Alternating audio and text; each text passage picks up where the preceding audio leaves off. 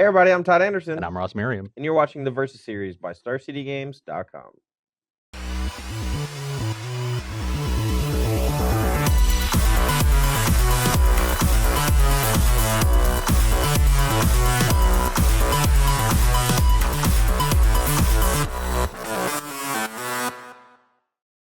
So today, Ross and I are going to be playing some Modern in preparation for SCG Regionals this weekend. If you're like me and Ross and not qualified for the Pro Tour that's 2 hours away from us,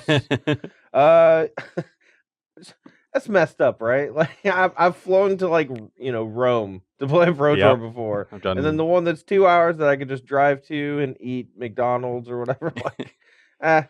Anyway, regionals this weekend. I'm gonna be playing it. Are you gonna be playing it? I am planning to. You got to get them points, right? You getting up there on that leaderboard. True. If a meteor hits the Earth, then maybe I won't. But or if like your bed gets too comfy, like it's just. Yeah, that's not going to happen. All right. Well, regionals is this weekend, and it is the Modern format. So because of that, this week on the Versus series, we will feature 2 sets of Modern videos, as well as a no ban list Modern video. Aside from that, we also have 1 standard, I guess. Just toss that one somewhere. Standard's the Pro Tour format. We'll lead it to the Pro Tour. See what we got compared to all those. It's just going to be a bunch of, black, red, Heart of Kirin, and black, white. All the busted colorless mythics. And a blue, white Teferi. Those are the 3 decks. Sure. Okay. What else? Cynical Todd. Popper. We're gonna do a little Popper this week. I got a nice one at Popper this week. I don't. I have just, I was tired of trying to come up with cool stuff. I'm just gonna beat every time I play just blue, red Delver. Don't care anymore. Popper. That's my deck. That's my deck now. I like Dazes. I like Scred. Scred's tight. Blue Red Delver destroys my sideboard playing for the Delver matchup. Yes. So that's what we have on the docket for this week. So make sure you tune in each day. We'll be posting these on YouTube as well as on StarCityGames.com. If you're watching on YouTube, you're going to want to go to StarCityGames.com and click on the actual article to check out the deck list. They're not going to be posted on YouTube. That is true. You can do that. The link should be in the description. Sometimes it's not always there. I got a lot of flack for saying, "Oh, the deck list link is in the." Yeah, it's not there. It'll be there. Anyway, let's go ahead and start off the week with some Modern, and we're not going to talk about our decks because these are technically secretive. I know what I'm playing. Yeah, I'm playing deck that's going to beat Ross. We'll see about that. All right, so we'll do poker. 11. Poker hand. All right. Got my dice ready. Good versus evil. From my point of view, the Jedi are evil. All right. Pair of 5s. Youngling Slayer. Pair of 2s. All right. Get wrecked. Man. Fine. Already got the play. Probably like a 52% favorite now. I don't get it. Is your deck insanely good on the play or something? Well, if we're 50-50, then I have a slight edge. My hand has a lot of early interaction and a couple lands, so a definite keep. There are a lot of matchups where being on the draw is actually better than the play, but everyone is a coward, and no one will ever choose to draw. I am not of that persuasion. Whatever. You're up. Let's lose. Island go. Together. All right. I usually lead with Inquisition over Thoughtseize, just because you might want to Thoughtseize something bigger later on and take one of their early enablers. If I only had the 1 opt, I might use it in response. Probably not. I imagine Todd will take one of the interactive cards, and that will give me a clue as to what else he's holding, and I'll be able to inform my opt as a result. Can't take the Keranos, though. That one's safe. All right. Well, from the looks of it, I'm assuming you're playing that Blue Moon deck that you piloted a little while ago at was it SCG Louisville? Yep. You did pretty good in that tournament, right? I did indeed. All right. So my hand is a little wonky here. I think taking Spell Snare is the safest play. Maybe not though. Maybe just Bolt. It's definitely one of these two. Taking an opt, I think, is foolish. Yeah, generally a good idea to not take out of pairs. I'm actually going to take the bolt. That way, if I am able to stick this thing later, it's going to be much harder for him to deal with it. Okay, so Todd's lead on Blackleaf Cliff's Inquisition of Kozilek suggests either Mardu Pyromancer or Jund, and taking Bolt suggests a little bit more Jund than Mardu. Mardu is a bit better against Bolt and only kills Pyromancer, but he could just have Pyromancer in hand or just Dark Confidant. It's probably not Tarmogoyf, then he would have taken the Spell Snare if he's Jund, because Bolt usually doesn't answer Goyf, and it wouldn't if he has a fetch land. So I'm going to think about that when I resolve this opt. And yeah, I think I'll just keep this one. Helps insulate me from more disruption on Todd's side. So that one's not bad. I'll display my land and pass. All I want to do. Actually, we need to play. I think. Yeah. We sorry, we don't have the mana to do the other thing. So we just play this. It's going to get Spell Snare that. Let's hope that we don't get hit with a Blood Moon. So now I have the option of either getting another island or making sure I have a red source, and I probably just want to be safe. I'll go to 17 and play another opt. Yep. The reason why we played Dark Confidant is we want to be able to draw a green source next turn and play 2 spells. If we just play our 1 mana spell on our turn, basically we're only going to be playing 1 spell a turn for the next infinity turn. Infinity turns? Yeah, when I Is that like Infinity Fairies? No, I take infinite turns. This is one of the better cards in the matchup, but we really do need to hit lands, so I think I'm going to bottom it. Okay, that could be a good one. And I will opt. Okay. Leave that on top, play this land and pass. We hit our third land. That was a risky play. Guess we'll play. There's no reason not to play around Spell Pierce, so I'll just do this. Well, unfortunately, we did not hit the third land exactly on time to get Todd, so and we can't counter this Thoughtseize with either of our counters, so let's let this Blood Moon get taken. I can't imagine Todd leaves that one in my hand. No, we're definitely taking the Blood Moon, but this hand is pretty tough for me to beat, honestly. Almost had the perfect opt where I found Blood Moon and needed to rip a third land, but... Alright, so that's going to put me at 18. Yep. We are not going to slow roll it. We're just going to play our spells into his stuff. And here, because I still want to hit land drops to get this Keranos down, I'll start with Remand. Yeah. This could run afoul of another discard spell for the Spell Snare, but instead I just ripped another Blood Moon. Pass the turn. Okay. Fun magic. As long as Todd doesn't rip Forest there for the Goyf, we're going to be in good shape. Ooh, basic island, perfect. Go. And now I get to hold up this Snapcaster, which is why I really like opt. And now we'll opt digging for 5th land for Keranos. And there it is. And this game should end pretty quickly. Attack for 2. Oh, you mean when you draw your card that I just made you discard that literally kept You're at 16. Any more spells for the rest of the game? Pass the turn.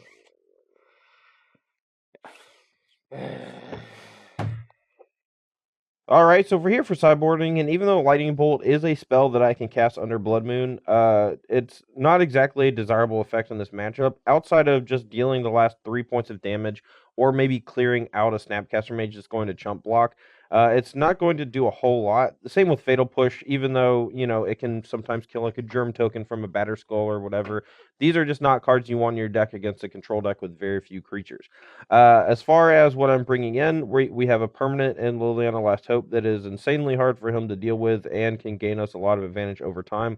I actually think the ultimate might actually come into play if we're both kind of like locked under Blood Moon. Like if he casts Blood Moon with only one island in play, for example, a Liliana Last Hope, could race him before he's able to find something to deal with it.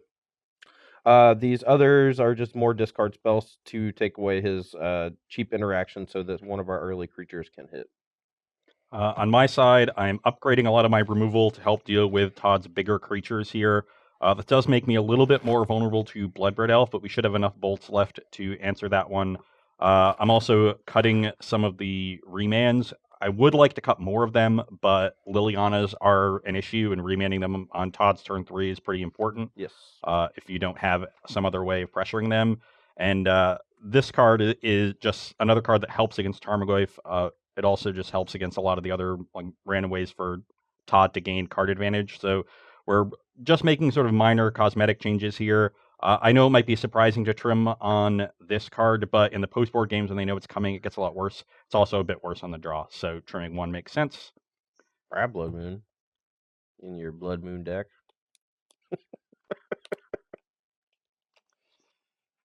All right, we're here for game 2. I'm on the play with a fairly interactive and reasonable hand. These 3-mana spells are not great in the matchup. Maelstrom's Pulse specifically is just there as an out to unlocking like our creature lands against a Blood Moon if we're able to get both of our basics. But I assume after Sideboard, Ross is going to have a lot more like big swingy things to win long games. So having a Maelstrom Pulse as like a backup plan is not that bad. On my side, I have a pretty similar hand to game 1. We just have a couple lands and a decent amount of interaction, so you just keep. Discard. Okay. Which card? Discard. Good chance Todd takes the Spell Snare here, as it's my only current answer to a 2-drop, or at least efficient answer. EE would give them a turn with it in play and let him either decay or pulse it. This is actually a super interesting hand. The Vendilion Click is not a problem. It actually gives us targets for the 2 cards we have in hand. The Spell Snare, like Ross said, is potentially problematic, but I actually don't care if this is the card that gets hit by the Spell Snare. I could take Remand to like slow him down if I draw something like Liliana the Veil in a turn or 2, so that we can stick that and start ticking up. And if he starts tapping his land for Serum Vision, that's also fine. So I think I'm going to take Remand, because next turn he's going to play Island Hold Up Spell Snare instead of casting Serum Visions. And I might just cast nothing. So go. Yeah, that is the one down. This is the downside of Serum Visions versus Opt. Like, I would much prefer it be an Opt here. Dude, I've been playing Thought Scour and Opt in some of my decks instead of Serum Visions, and it feels like when I have Delve cards and stuff, feels good. Yeah, I've been thinking about trying Thought Scour and just playing more Logic Knots and Harvest Fires, like 2 Harvest Fire. That sounds awesome. Like going to 4 Opt 3 Visions was great, except the one I played against Jeskai, drew all 3 Visions on the first 2 turns. Just wanted to play a Snapcaster on 3, couldn't do it. So if I play Scavenging Ooze here, he's 100% going to Spell Snare. That's true. And then next turn, that'll unlock him casting Serum Visions. I could just cast a discard spell here and not cast Scavenging Ooze, but we definitely want to fetch a Forest with this. So I think I'm just going to Inquisition. Okay, well, that's unfortunate because I drew another Spell Snare, and I didn't want you to know that. Okay. I mean, I still have to fight through it.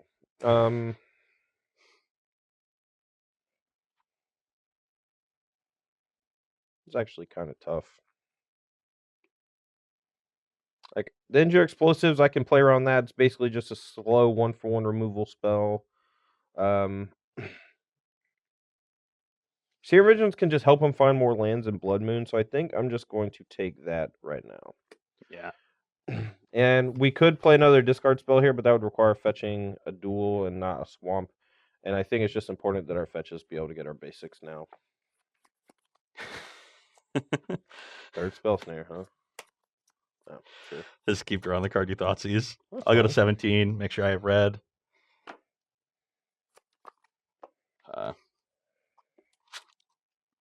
Okay, definitely digging for lands here, as Todd very well knows. And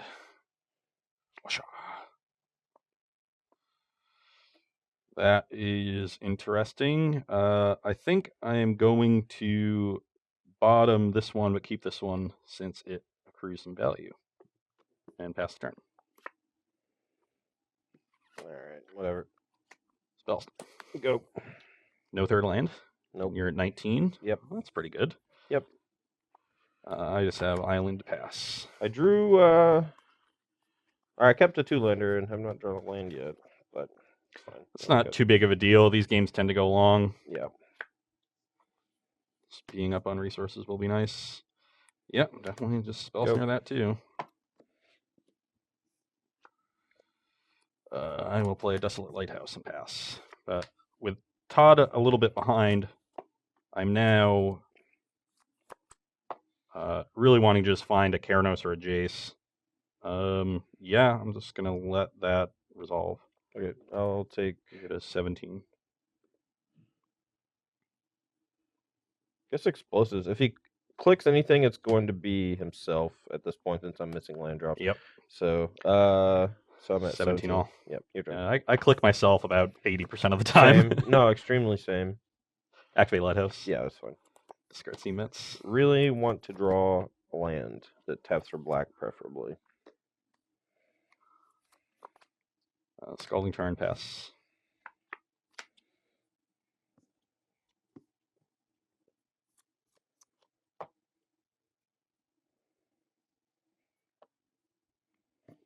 All right, whatever. I'll click you in response. Yeah, it means he drew land. He's going to take my Bob, probably. I thought about going Bob first. He might actually just take K Command, though, because it's such a beating. So I get to take his click and get back and ooze next turn. It's really actually kind of close. It really is. Like, it's... thing is, like, if I take the K Command, then, like, you Bob this turn, and next turn you just pulse my click, and, like, you're ahead on the Bob. I have this crappy land in my hand. Yeah. I mean, it's you're going to get basic swamp, so, like, Blood Moon isn't really a thing. But I think the best way for me to win this game is to just draw a removal spell in the top 2 cards of my deck, which isn't like horribly unlikely. Unfortunately, I can't draw a Snapcaster because I have yet to draw a red removal spell. Mm-hmm. So yeah, I think I'm going to take the K Command and make the risky line, and then you're going to go to 15, and you get to see my Sulfur Falls. All right, 14 Swamp Bob. Go. Yep. I'm going to go to 16 and crack this, just give myself better odds. I want to get a basic island anyway. It's rare that you need double red. You already have double red, though, because you have the Sulfur Falls in hand. Yeah. Actually, well, you have to pay red to activate Lighthouse, so you might want to fetch Steam Vents tapped, and then next turn you can main phase if you don't draw, and then still cast without having to play your Sulfur Falls. You're right. You kind of want to loot that away because it's an extra land. Good call. This is a time to go against the heuristic. Like, Blood Moon isn't really a good draw. Right, because I already have this to play. And Pulse in hand. Okay. Yep. Most of the time, you really don't want more than one red source unless you're like post board. So that's going to put you to 16, correct? Yes. 16. Yeah. So 16, I'm at 14. Yep. Okay. The moment of truth. Blood Moon. Yeah, like, I guess I get to like just force you to pulse this Blood Moon. Do I maybe care? Well, like, at that point, like, if I force you to pulse the Blood Moon, I guess you could like just wait 2 turns for that and kill the click first if you're worried. I'm just thinking about maybe I could like pressure your life total. Sure. Like draw snaps like bolts and like, send them upstairs. Maybe you just don't find a removal spell for this, and I erase you, as opposed to just taking the one draw to not too many cards. I think that's more interesting, so I'm going to try it. Sure. Blood Moon. Yeah, I'm at 11. Pass the turn. All right. Please don't take a lot of damage. You go to 9. Okay.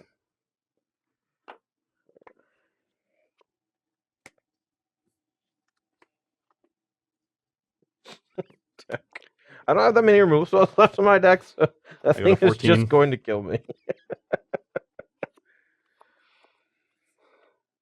Pass. Yeah, maybe this was bad. Oh, no. You go to 5? All right, spin the wheel. Ugh. I'm at 9. How big is that Tarmogoyf? We got land, instant, sorcery, artifact, creature. I think it's 5/6. Actually, I think this can just enter the battlefield untapped now, right? That's tight. Yeah. That new rules interaction has not affected me at all yet. Your turn. So I'm staring down lethal with you at 5. Yep. So I need to draw a bolt or an EE to have a shot. And that's just another land. Oh, yeah, I got locked out of your own stupid Blood Moon. Yeah. I mean, I just drew lands anyway, so. Yeah, that's fair. Okay, for game 3, I'm going to try a small swap in sideboarding. I just want an additional removal spell here. This one also helps at pressuring planeswalkers, and this card is just a liability against a lot of different things. So, and this is not a card that's ever really going to win a game unless I already have Todd locked under a Blood Moon. So I'm just going to trim 1 and make sure I have a higher density of removal. Tight. Okay, we're back here for game 3. I'm on the play, and once again, like a reasonable hand with early interaction and some lands. I mean, it's kind of most of your deck, right? Like, Yeah. you can't ask for much more. My side, we really want to draw another black source, but that's kind of the problem with playing around Blood Moon is that, you want your basics, but, your deck doesn't always function with your basics. That's kind of the power of Blood Moon in general. So, Yeah. So I will start with the visions. Sure. My deck functions with my basics. Oh, yeah. You built it that way.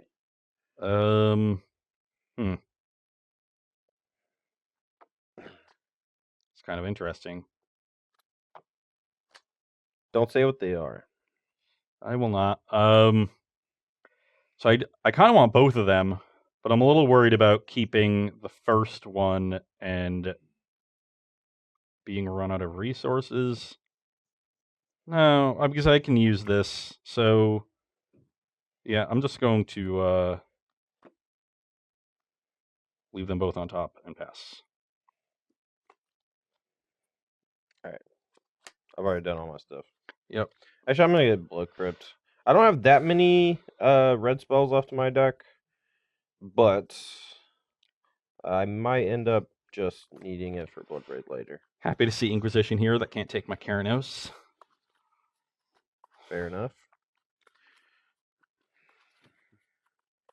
All right, so I'm at 17. Both these removal spells are similar. One is a sorcery and one's an instant, though, so I think I actually just want to take Bolt, let him roast whatever. Oh, that's probably bad. Let's see. Sorcery. Sounds like someone doesn't have a Tarmogoyf in their hand. No, I do. But if I take roast, oh yeah, Bolt still doesn't kill it because Yeah. Yeah, I guess that's fine. I'll just take roast and put some pressure on him. Whatever. Go. Still don't know if that's even right. Just want you to have all sorceries with your cryptics and such, Pass. I'll give Todd a little bit of information there, but in case he has something I can bolt, I might as well. Okay. I'm going to opt. Yeah. And let's just bottom that one. And play an island and pass. All right, so sorcery, land, instant. Yeah. I guess maybe I shouldn't have main phase the opt because it made Goyf a 3/4, but Well, if you had the land, probably not. I was trying to find another roast. Maybe an EE that I could have played. All right, Inky. I will respond with an opt. Okay. That's just gonna get taken by the Inquisition. Is it Blood Moon? Just pop my Goyf. I was hoping to just not. I was hoping to just blank this Inquisition, and if I just revealed my hand and had Todd take the opt, I would have just drawn the 2 best cards of my deck in a row. But now, because it's likely he takes the roast, I'll just reveal.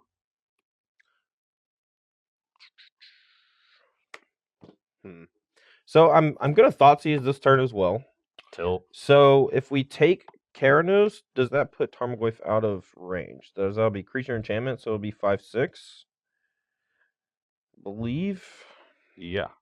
So that is definitely something we can do. The problem is that leaving him with Cryptic Command is potentially problematic over the next 2 turns because he could counter something, bounce this, and kind of invalidate my whole turn. So I think what I want to do is just take Roast and then Thoughtseize the Cryptic Command.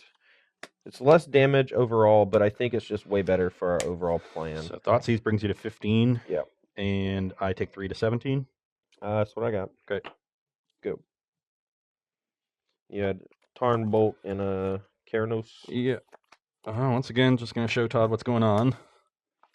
All right, well, we know his hand, so let's make him discard something. Keranos is gonna enter the battlefield next turn, but Yeah, I guess I can either do that or take the very risky line of discarding this land, bolting the Liliana, and playing and hoping to rip a land. wow. I mean, I'm pretty far. I'm pretty far behind here. That's fair. You're about to tap me to 11. Sorry. I didn't play that yet. I don't want to show you. Inform your decisions. Man, if I had just not opted, I'd actually feel like. Oh yeah. Yeah, I would just rip Snapcaster and Snap Roast at this. Then you'd have to minus, then I'd bolt it, and like it would have been insane. I probably just have to get the Keranos down, like, and hope to. I don't really know what I'm going to be hoping to do, but the treetop is a really big deal. You don't have treetop. Yeah. All right, this is bigger because I just got Planeswalker. So I'm at 13. Yep. Oh Jesus. Your turn.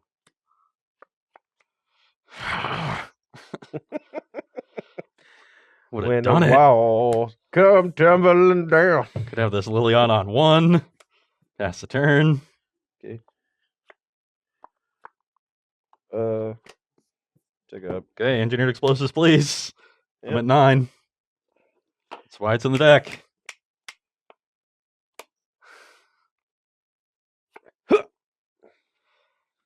That's probably not great for me. If he's not conceding, that means it's Cryptic Command or Snapcaster for Cryptic.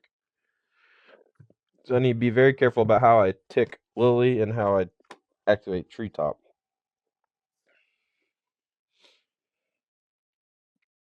I'm at 9. Yeah, I'll pass the turn. Well, it's definitely Cryptic because this can eat the... Oh, okay. Yeah, that can eat... Forgot about that. So maybe Snap... Oh, Snap Roast, I'm minus. I think you still might die because this will put a creature in the yard to 5.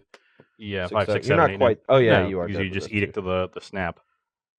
So I think I'm just dead. Because I can't cantrip into an EE. That would be one short. Command. Or a Cryptic. That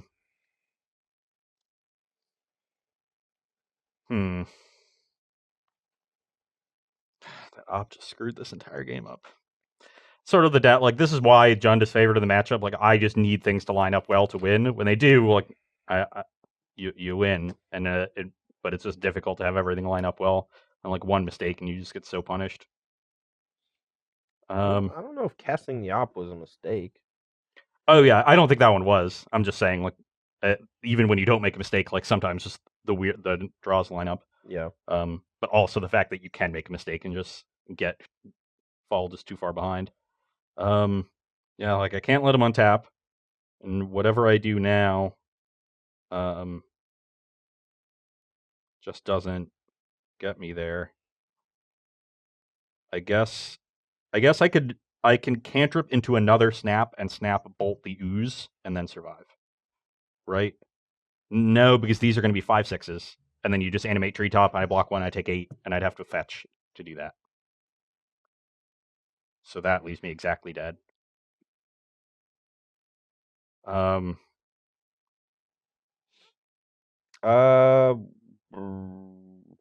Can't hit EE. What if I cantrip into a roast?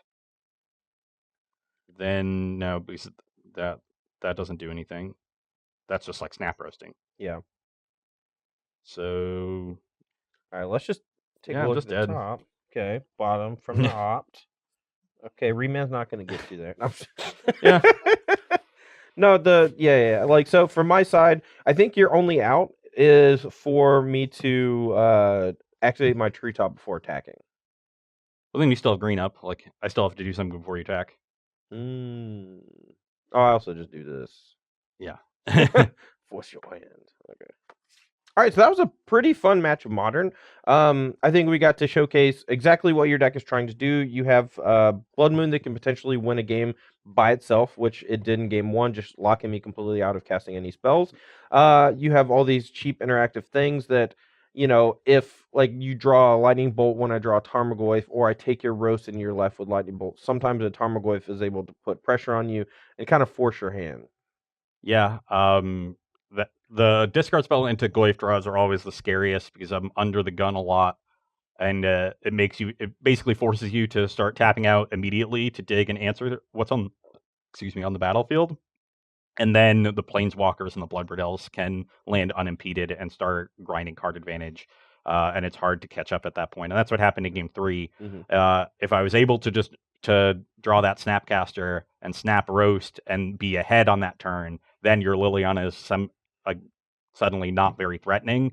And I have a lot more time to dig through my deck, land the Keranos, start getting some advantage with that. And once you have the Keranos in play, the green creatures aren't nearly as scary because your single bolt will start taking them out after a Keranos trigger. Yeah, I mean so Keranos doesn't always draw you a card, right? Like it's either deal 3, revealing the top card, or drawing like an extra land. And in the scenarios where you're drawing the land, the Liliana tick up can maybe protect a counterspell on your hand. But if you're able to draw the removal spell, like you get to combo kill a Tarmogoyf. So that's pretty cool. I mean, Keranos is very good in this matchup. Don't get me wrong. Yeah. But in that particular scenario, you were a little too far behind, I think, for it to catch you up. Me being able to deploy the 2 more threats before I ticked up my Liliana on that, penultimate turn, I thought was hugely important. Yeah. The real key is being able to maintain at least parity, if not get a little bit ahead by maybe landing a Snapcaster in the early turns of the game. That way you have the freedom to be able to hold up mana and play your reactive cards appropriately. Right. Things like Cryptic Command, it can be a liability when you're behind, same with Jace. But when you're ahead, they suddenly become backbreaking. So the real key is those first 3 turns of the game to keep things clear, and I just wasn't able to keep the Tarmogoyf away because of the way your discard spells disrupted me. Oh, for sure. And forced me to time my cantrips awkwardly. Yeah, my draw was pretty bananas. And like the draws you want in this kind of matchup are start with a discard spell, map out your future turns, and if you can safely play a Tarmogoyf on the second turn, or a Dark Confidant or something like that, and have it survive your opponent's follow up. That is where the Jund deck starts to get, the engine's really revving. And if you can follow up like those first 2 turns with even more disruption, whether it's Liliana's Veil, more discard, or even like a super powerful turn 3 of a second discard spell and a second Goyf or a big threat. Like those are in this, I don't have the lightning bolts or the fatal pushes in my deck anymore. So like I'm much more reliant on drawing the discard spells to have something to do on 1. And I was fortunate enough to draw 3 discard spells in game 3 that really put you on the back foot because you were stuck with these 4 and 5 drops in hand that couldn't interact with the Tarmogoyf. Yep. And if you see it in game 1, like it's easy to say that the story of game 1 is me landing a Blood Moon and it locking out of the game. But I think if Blood Moon is any of my other proactive threats, if it's a Jace or Keranos, I'm way ahead in that game too. Sure. Because the real key in the game was me being able to keep your threats off the board. I had these spell snares. Spell snares, and the remand was good because of the spell snares. Oh, I definitely agree. And that and Blood Moon is just another one of those threats that ends the game in a lot of matchups as long as you keep the board clear. So the real early turns there were critical, and in games 2 and 3, I just wasn't able to do that, and that's the problem in the matchup. I kind of like this idea of just playing Thought Scours and more Harvest Fires and being able to just kill bigger creatures. I think I might try that out. I was actually thinking about playing Harvest Fire the other day, just in general. Like I just remember back in Standard when Boros Reckoner, was legal, and that was like awesome. Yeah, I just want to do that again. Oh yeah. Just combo kill people with my really great creature and pretty good removal spell. That one match at the Invitational that Joe Bass and Jerry played, where Jerry knew that it was Esper control against Jeskai, and Jerry knew the only way he was going to win is if he just didn't play this normal control mirror game because Esper was super favored in it and just morphed into a combo deck and spent the entire game setting up this one combo turn with this one Harvest Fire on a Reckoner. Just didn't counter anything that he didn't absolutely have to. Yeah. Those were fun days. Jerry's a smart guy. Yeah. Good plan. All right. Well, that's going to be all for me and Ross today. Make sure to tune back in tomorrow. We're going to have some more videos for you. We got Pauper coming up tomorrow. Tomorrow's Pauper? Yeah. Usually we have Pauper on Friday, so a little midweek treat for you Pauper fans. I already told you I was Blue-Red Delver. Yeah. It's just going to be every time I'm on the Versus Series from now on, my side is going to be Blue-Red Delver and Pauper. I don't care anymore. I think that might be the worst possible matchup for the deck I play. Good. So Good. I almost got 5-0'd last week by Brad. I squeaked out. I was down a game in the Friday on the Friday video, and I I barely squeaked that one by. So I'm I Nice. don't like losing, as we've already discussed a little bit. Yeah, as you mentioned Yeah. during the break after game 1. Yeah. All right, well, that's going to be all for me and Ross. This is Modern. We have SEG regionals this weekend. Make sure to check out StarCityGames.com. I believe there should be a little banner in the top right corner on the main page that should give you a list of all of the locations that will be running regionals close to you, and you should head on out. A lot of great prizes. We'll both be in North Carolina. I think it's Yeah. Raleigh. Yeah. So you're in that area, you can come down, say hi to us. Todd Woo. Stevens will also be there. Yeah. All right, well, thanks for watching the Versus Series on StarCityGames.com. For Ross Merriam, I'm Todd Anderson, and we'll see you tomorrow.